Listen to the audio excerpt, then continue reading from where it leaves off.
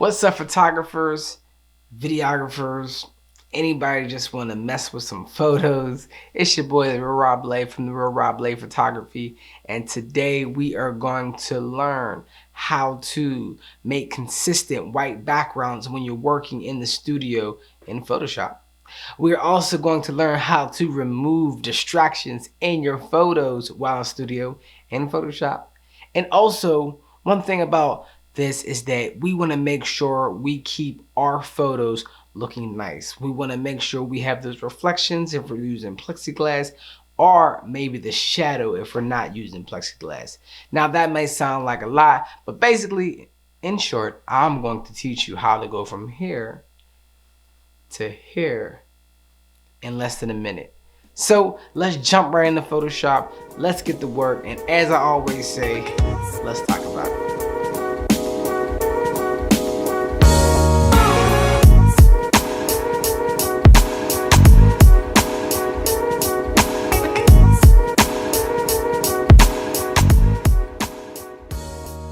Alright, so what we're going to do today is we are going to learn how to get from here to here in less than a minute, or maybe here or to here in less than a minute. Now these pictures are unedited, so I'm just focusing on making consistently white backgrounds while maintaining the reflection that you see at the bottom, or the reflection you see at the bottom here, and maybe even some shadows.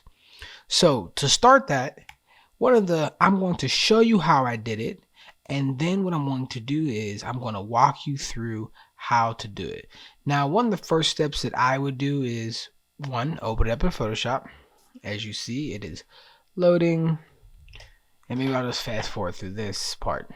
A few moments later. Alright, so now we have our picture open, and one of the first steps is, well, you can fix the perspective first. So what I'm going to do is I'll fix the perspective, and I'm just going to do this as close as I can for now, just for the sake of this video. Just straighten up just a little bit, and the next thing I'm going to do is I'm going to crop it down, and I'm going to take out a lot of the background. Okay, take out a lot of this background. Now, it doesn't matter exactly what shape you want it. If you want to later on make it the shape of if you want to put it on Instagram, I think that's 4x5, but right now it's 5x7. And I'm just going to press enter. And as you see, I got my new image. Let me zoom in a little bit right here. Alright, so now I have my new image. Now, the next step that I want to do is I want to take a sample color. And to take the sample color, what I'm going to do is I'm going to click my brush tool, and then I'm going to hit this tool right down here where it says set foreground color, and I'm going to take a sample of a white that is close to him. I'm going to take a sample right there. Boom. It's not too white. Well, maybe I'm going to take it a little whiter over. Okay. Just take it as a white picture of the background, or white color of the background.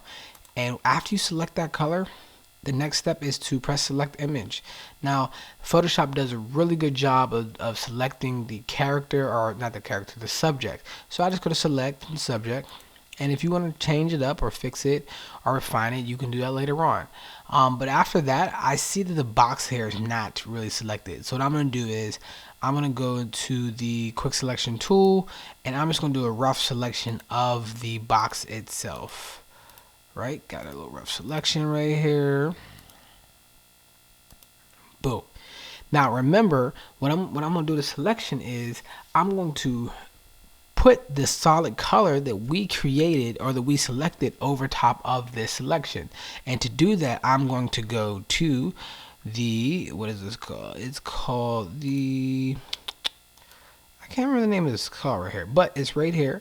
And maybe I'll put the name in if I, oh, there it is, create new fill or adjustment layer. And I'm going to click it, and I'm going to go to solid color. And what color is going to go over top of it? The color we selected. Now I know it looks kind of weird, but that's okay. And what we're going to do is we're going to invert this layer. And to invert the layer, we're going to click on the layer right here, and if you are on a Windows computer, you hit Control I, and if you're on a Mac computer, it is Command I. So I Command I it. Now boom, everything is gone. We went from here to here. Now it looks a little weird, it does, but to fix that, to fix that, I want to bring back this shadow right here. I want to bring back this shadow a little bit on the bottom. So what I'm going to do is I'm going to turn it on. I'm going to go on my brush tool and I'm going to make my brush black because I want to show what's underneath it. So I'm making brush tool black, and then to make it black you can press the X button, and then I'm going to paint. I'm going to paint downwards because I know that reflection is right there, and that reflection is going to give us a nice depth. Okay, so I'm just going to paint down. Okay, got a little shadow under the shoe, which is important. All right, I want to paint down a little bit more. There you go. Let's paint down a little more. Let's paint a little bit here. Okay, boom. That's about good. And now what we do, we have the shadow. We have our shadow. Now, like I said, you can make a better selection of the background of the tool itself. And if you see there's a little bit of gray area right here, or it's starting to get a little dirty, right? You can always lower the opacity of just that area, right? Now you see a little bit of stuff is coming back in, but that's okay. That's okay because now it's so light. But what I would do is I would keep it high. I would just keep it high, and if you want to, you can lower the brush a little bit, lower the size of the brush. And what I'm gonna do is I'm just gonna paint that a little bit. And I think that my flow is at 100. I'm gonna make my hardness at 0. I'm just gonna come around here real quick, just slightly. Now, this was a quick and dirty way to do it. As you see, there's some parts of the box that is missing, and what I can do is I can paint that. I can go back to the brush, select the layer, and I could paint that in, right? But wrong one. I can paint that in, right? Just paint a little bit, and then I got the box there. And if I want to go to the other corner, I can paint it here a little bit, right?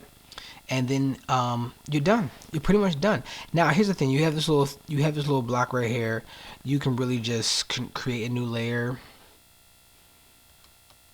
You can create a new layer, and you could cut and paste it out if you want. It doesn't really matter. I'm just gonna just cut and paste it, just for the time being. Another good thing about this is that it also gets rid of those issues in the background. As you see, I'm struggling right now because I'm trying to do it fast. But you know what I'm going to do instead? I'm just going to just box it. And, I'm going to use that content aware tool. Right click, content aware fill. Boom, looks good. Done, apply. Okay, it's good. And now we're here. Right? Now we have this here. That was the quick and dirty way to do it, but it works. It works very nicely. It helps keep it. And there are pictures that will be better, but to make sure you get a good way to do it, make sure that you select what you're trying to do your best as possible. Select image and then go over top of that and refine it. I'm gonna show you where I did do it on this one. Boom, this is even cleaner than the one I showed you. But this is how you want to do it. Now let me show you this one real quick.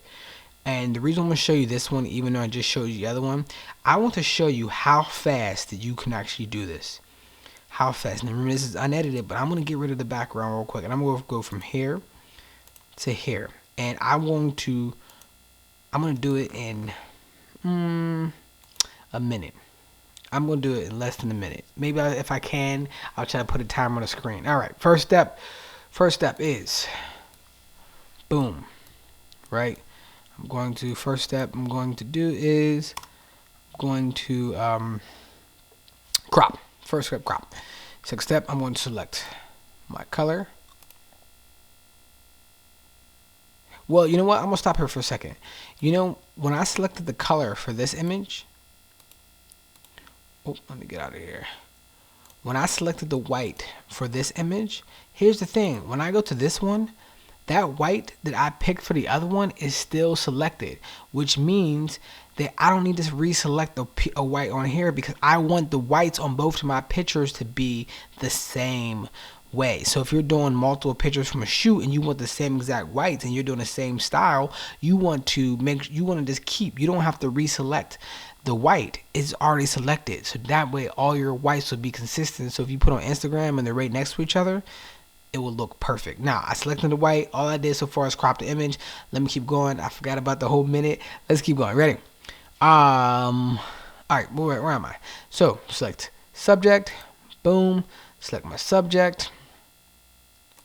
Add my solid color. Boom. As you see, there's a leg missing. That's because my selection was messed up, but it's okay. I'm just going to Command I it. Boom. I take my brush. Let's open it up a little bit. I got the black painted down there. I'm going to paint down. Paint down right here. Boom. Done. Easy peasy. Now if I zoom in, you see it's a nice reflection. You see I missed the part right here. It's a little bit of part of the background, or the fiberglass I have on the ground. I can just paint it out. But like I said, always, if you want this to be better, you just fix your selection. Make sure your selection is on point. And if your selection is on point, then your video is going to come out on point. Also, one thing that this does is that, as you'll see, if you look at her hair, if I unselect the white, it gets rid of some of those loose hairs. Now, if you want those loose hairs, you can just paint them back in with the black. See, I go around here, paint it back in, just in case. Brings that loose hair in, but no one really wants that loose hair.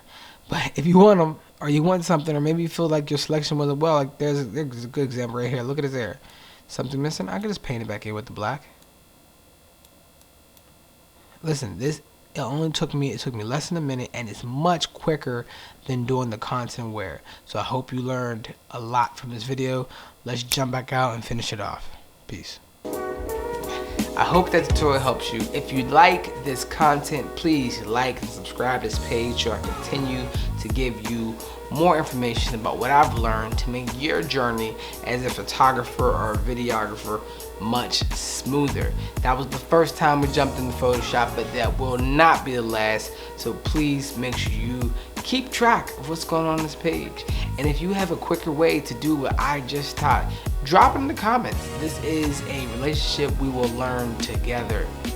So until then, if you want to be a photographer, if you want to be a videographer, there's no time like today or the present to start.